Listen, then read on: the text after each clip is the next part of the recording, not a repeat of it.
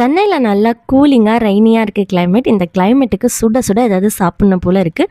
வீட்டில் பார்த்தா வெறும் ப்ரெட்டு தான் இருந்தது. அதை வச்சு 10 நிமிஷத்தில் சூப்பராக ஒரு சாண்ட்விச் பண்ணிட்டேன்.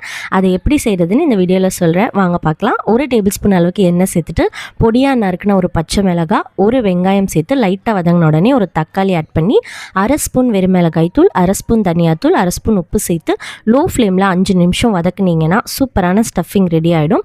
ரொம்ப நேரம் விட்டுட்டாலோ இல்லை நிறைய ஆயில் போட்டு வதக்கினாலும் தக்காளி தொக்கு மாதிரி ஆகிடும். இதே பதத்தில் செய்யுங்க.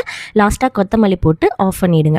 இப்போது சாண்ட்விச் பிரெட் யூஸ் பண்ணியிருக்கேன். அதில் லைட்டாக இந்த ஸ்டஃபிங் வச்சுட்டு சீஸ் இருந்தால் ஆட் பண்ணிக்கோங்க. நான் இன்றைக்கி மொசரல்லா சீஸ் யூஸ் பண்ணுறேன்.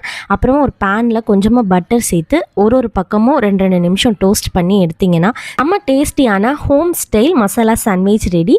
வீட்டில் எப்போவுமே வெங்காயம் தக்காளி இருக்கும். ஸோ பிரெட் இருக்குன்னா கண்டிப்பாக இந்த ரெசிபியை ட்ரை பண்ணி பாருங்கள். சாண்ட்விச் பிடிக்கும்னா லைக் பண்ணிவிட்டு இந்த மாதிரி நிறைய ரெசிபிஸ் பார்க்குறதுக்கு சப்ஸ்கிரைப் பண்ணிக்கோங்க.